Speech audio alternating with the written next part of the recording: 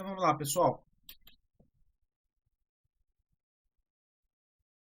pessoal. A gente quer então fazer uma aproximação linear de funções, tá? Por que que a gente quer? A gente quer usar uma aproximação linear? Porque as funções lineares têm algumas propriedades muito interessantes. Por exemplo, se o argumento da função linear for a soma de dois números reais, a minha função, tá? Ela vai ser simplesmente a soma ou a subtração dessas duas funções calculadas nesses pontos, qualquer x1 e x2. E se você tiver uma constante a multiplicando isso aqui, tá?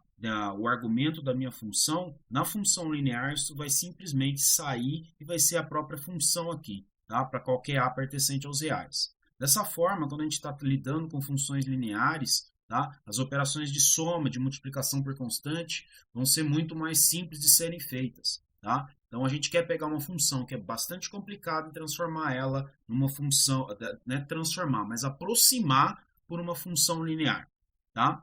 Bom, como que a gente pode fazer isso? Lembre-se que a derivada, se a gente calcular, se a gente tem uma função f de x aqui, tá? A derivada perto de um ponto, ela vai dar nada mais, nada menos do que a reta, né? Reta tangente, né? Que passa somente em um desses pontos aqui, tá?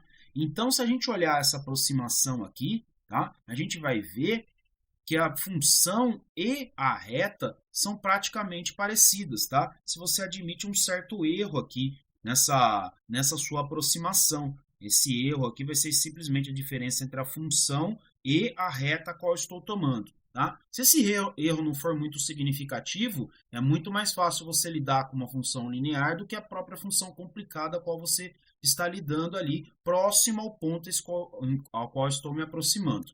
Tá? Então, o que eu vou fazer? Tá? Então, eu vou aproximar a minha função, tá? Calculada num determinado ponto, usando a derivada calculada no ponto, né? No ponto x0, que vai me dar o y0 correspondente, e vai estar o meu x menos x0. Vamos fazer um exemplo? Tá? Então, eu quero calcular a raiz de 17, sabendo que a raiz de 16 é igual a 4. Tá? Bom, para isso, eu vou usar, então, uma aproximação linear da função f de x igual a raiz de x. Tá? Eu sei, nessa história, que o meu x0 ele vai ser o 16, tá? E meu y0, ele vai ser nada mais, nada menos do que o 4, tá? Então, o que eu vou calcular? Vou calcular a derivada dessa função aqui. A gente já viu pelas regras de derivação, tá? Que esse raiz de x, tá? Aqui você tem x elevado a meio, portanto, a derivada vai dar 1 sobre 2, tá? Raiz de x, tá? Lembra-se que o que vai acontecer na derivada, né? A derivada disso aqui, o f' de x vai ser meio, tá? Então, vai cair esse cara para cá, você vai ter x elevado a menos meio, tá? Porque você vai tirar 1 desse expoente aqui, tá? Então, aqui isso é a mesma coisa que eu fizer 1 sobre 2 x elevado a meio, tá? Que é a mesma coisa que 1 sobre 2 raiz de x, tá? Pois bem, quanto que vale, então, a derivada calculada no ponto x0, tá? Então, a derivada, o meu f' de x0, tá? Ele vai ser quanto? Vai ser o f' do 16, tá? Que é a mesma coisa que 1 sobre 2 raiz de 16, tá? No caso, 1 sobre 8, tá? Que vai ser 0,125, tá? Pois bem, então já sei quanto que vale este cara aqui. Vamos montar então? Então, eu preciso do meu y. Lembre-se que a função que você quer é simplesmente essa, né? Y é esse aqui. Y menos o y0, que é o 4, tá? Vai ser igual a derivada calculada no ponto 0,125, que multiplica quem? Vai multiplicar o x, tá? Qual é o x? O x que ele está pedindo é justamente o 17, tá? 17 menos o x0, que na minha aproximação eu estou pegando como sendo 16. Então, isso aqui vai ser menos 16, ou seja, eu vou ter 0,125. Portanto, se eu calcular aqui quanto que vale o meu y, tá? Meu y, que é a mesma coisa que é o meu y calculado no 17, tá?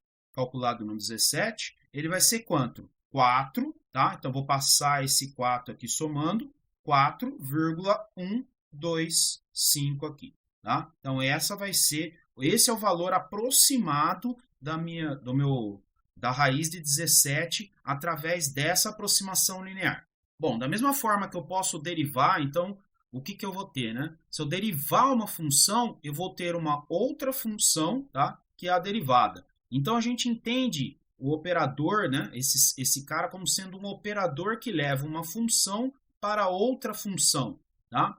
Logicamente que eu posso aplicar novamente, se for possível, né? Eu posso aplicar novamente essa função, se a função for derivável mais de uma vez, eu posso simplesmente derivar essa função e obter o que a gente chama da derivada segunda da minha função. Na notação de Leibniz é como, olha só, eu coloco 2 na frente do d e o 2 aqui no dx2, porque eu estou encaixotando esse dx com esse aqui, esse d dx com esse d dx. Então, estou encaixotando 2 d dx, como se eu fizesse isso aqui, ó, d dx no meu f, tá? Portanto, isso aqui vai me dar, né, na notação de Leibniz, d2f dx2, tá?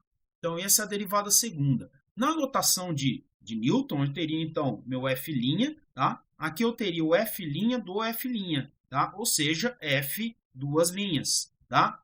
E aí, por aí vai. Se a função for derivável mais de uma vez, eu vou ter mais derivadas possíveis para a minha função, tá? Então, eu vou poder calcular esse processo, eu posso ter derivadas primeiras, derivada segunda, derivada terceira, terceira derivada, quarta derivada e por aí vai. Vamos fazer um exemplo, então. Tá? Então, eu tenho a função f de x igual a x ao cubo mais 15x ao quadrado mais x cosseno de x. Tá? A derivada primeira desta função, tá? Derivada primeira, a gente já viu 3x ao quadrado mais 30x, tá? Mais, observem que agora eu tenho o quê? O produto de duas funções. Então, lembra-se da regra do produto. Derivada do primeiro vezes o segundo mais o primeiro, que é x, derivada do cosseno. Derivada do cosseno a gente sabe que é menos o seno de x. Tá? Portanto, isso aqui tudo vai me dar 3x ao quadrado mais 30x, tá? Mais cosseno de x menos x seno de x, tá? A derivada segunda desse cara, como que ficaria, tá? A derivada segunda, eu pego a derivada primeira e derivo mais uma vez, tá? Então, a derivada primeira, então, vou ter que derivar isso aqui. Agora, eu vou derivar o 3x ao quadrado, portanto, eu vou ficar com 6x. A derivada do 30x, tá? Vai ser mais 30. Lembre-se que isso aqui é x elevado a 1. Então, cai o 1. Se eu tiro 1 aqui, fica 0. O número elevado a 0 vai ser igual a 1. Tá?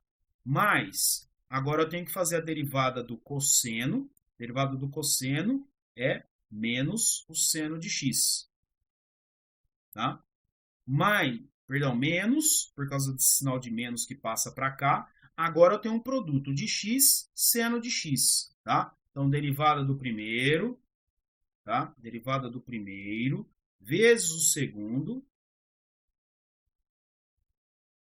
mais o primeiro, derivada do meu seno de x. Derivada do seno de x é o cosseno de x, tá? Deixa eu só consertar aqui, que aqui eu tenho que ter derivada segunda, tá? Portanto, duas linhas, tá? Então, isso aqui vai me dar o quê? Vai me dar 6x mais 30, tá? Menos o seno de x, tá? Quando eu tiver menos seno de x e menos seno de x, é a mesma coisa que menos 2 seno de x, tá? Menos x cosseno de x, tá? Se eu tivesse interessado em calcular a derivada terceira, tá? Então, derivada terceira, o que ela vai me dar? Ela vai me dar a derivada do 6x, vai dar simplesmente 6. Derivada de uma constante sempre é 0. Menos 2, derivada do seno. A derivada do seno é o cosseno de x. menos, abre parênteses, porque o menos por causa desse cara aqui. Agora eu tenho que calcular este produto. Qual que é a derivada desse produto? De novo, derivada do primeiro, que é 1, vezes o segundo, cosseno de x, menos, porque eu estou falando que é menos, porque eu já sei que a derivada do cosseno aqui, né, a derivada do cosseno é menos seno.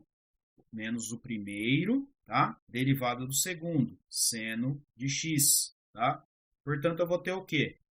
Bom, eu vou ter aqui, eu já posso simplificar, porque aqui eu tenho menos 2 cosseno de x menos cosseno de x, eu vou ter 6 menos 3 cosseno de x, tá?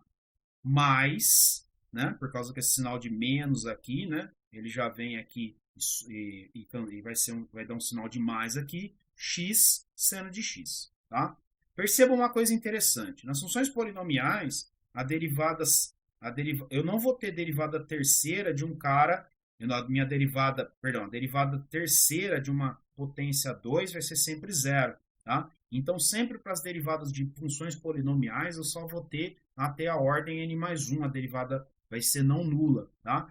E olha só, as derivadas de cosseno e seno, que estão implícitas aqui nessa função aqui, sempre vão ficar mudando entre elas ali, cosseno, menos seno e por aí vai, tá? De forma que eu vou ter infinitas vezes esse cara, tá? Então, esse que é o processo de calcular derivadas superiores de funções. Vamos pegar o exemplo, então, da função x ao cubo mais 3x ao quadrado menos 24x, tá? Então, a derivada primeira desta função, a gente vê que é 3x ao quadrado mais 6x menos 24, tá? A derivada segunda desta função vai ser o quê? Vai ser 6x mais 6, tá? Bom, qual que é o significado? Vejam que a partir desta função eu obtive uma função, a função cúbica, né? Eu obtive uma função quadrática e da função quadrática eu obtive uma função que é uma função linear, tá? Bom, o interessante dessa função é o seguinte, tá? Que conforme eu tenho, por exemplo, essa função, a função que a gente tem aqui, então a função cúbica, né? Esta função, meu f de x, ele vai ser uma coisa, tá? Já fiz o esboço, então eu já vi no computador como que ela é, tá? Então ela vai ser uma coisa basicamente assim, tá? A minha função, a função derivada, tá? A função derivada, tá?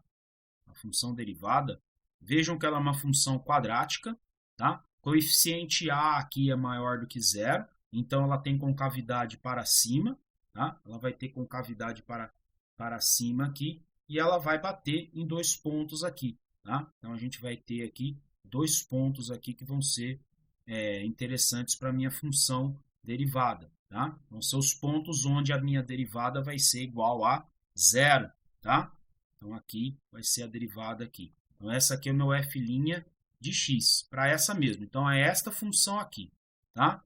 Então esses pontos aqui representam exatamente esses pontos nesse gráfico aqui, tá? É exatamente onde a derivada é igual a zero, vão ser os pontos onde a gente vai ter, onde as tangentes aqui, ó, as tangentes a minha função f de x aqui, ó, são exatamente iguais a zero, tá? Onde se eu traçar uma reta, isso aqui vai ser igual a zero, tá? Então eu vou ter na minha função derivada isso aqui. E a minha função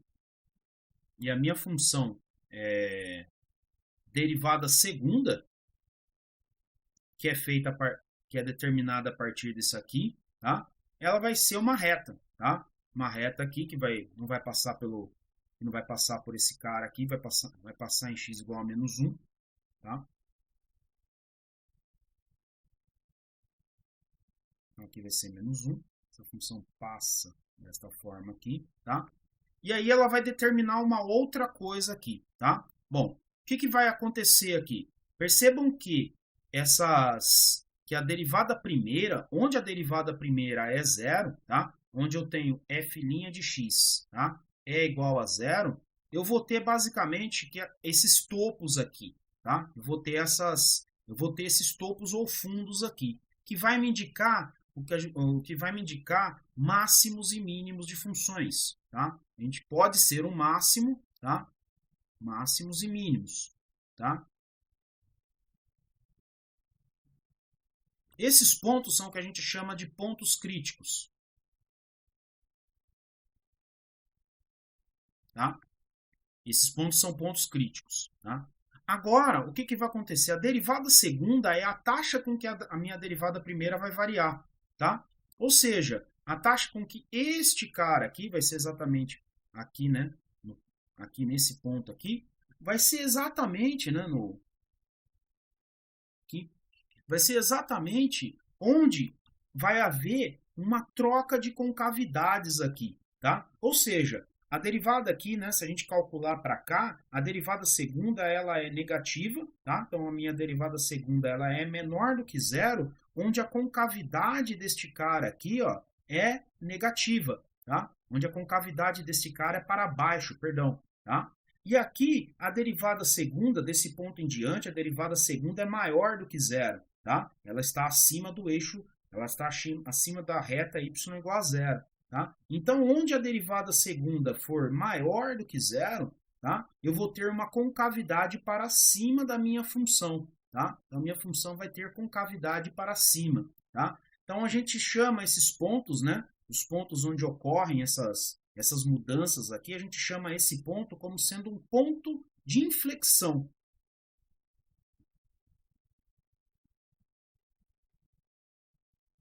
Um ponto de inflexão da minha função, onde existem trocas das concavidades aqui, tá? Então, a minha função, tá? Então, a função, eu tenho uma função que vai ter zeros aqui, né? Ela vai ter, nesse caso, ela vai ter 3 zeros aqui, 3 valores que ela vai ser nula, tá? Os valores onde a derivada é nula vão ser pontos potenciais, pontos críticos, que podem ser pontos de máximos e mínimos, tá? E os pontos onde, na derivada segunda, eu vou ter que essa derivada segunda pode ser positiva ou negativa, tá? Exatamente aqui, quando a gente calcula o ponto onde isso pode ocorrer, o ponto onde ela é zero, tá? É o que a gente chama de ponto de inflexão, tá? Cuidado, tá? Existem pontos críticos que não são máximos nem mínimos, tá? Que são pontos, por exemplo, nessa função aqui a gente vê um ponto que não é máximo nem mínimo, tá? A derivada disso aqui, né? A derivada disso aqui é zero, tá? A derivada desse cara, a derivada primeira disso aqui, né? F' de x vai ser zero, neste ponto aqui, tá? Só que ela não é nem máximo nem mínimo, tá? Ela é simplesmente um ponto onde a minha função aqui vai passar aqui. Ela não apresenta nenhum um comportamento de topo ou de fundo aqui da minha função, tá? Então, lembre-se, a minha função, ela vai parir, né? Eu posso, a partir da minha função, ter outras funções, tá? Então, esse aqui vai ser as outras funções aqui, que são a função derivada primeira e a função derivada segunda. A partir dos pontos aqui, então, por exemplo, onde eu tenho concavidade para cima, a função apresenta uma concavidade para cima, a minha derivada, a derivada segunda vai estar aqui ela vai ser positiva, então ela vai estar na porção superior aqui do eixo, né, acima do eixo x, e onde ela tem concavidade para baixo, né, ela vai ter o quê? Ela vai estar abaixo aqui desse cara. Onde eu vou ter? Onde as minhas inclinações aqui, né? As inclinações aqui são sempre positivas, né? Então, eu vou ter aqui da minha derivada aqui uns comportamentos mostrando que, nesse caso, a minha função aqui, essa função aqui, ela pode ser derivada, né? Ela pode ser derivada algumas vezes ali, derivada uma vez, derivada duas vezes aqui. Vamos ver um exemplo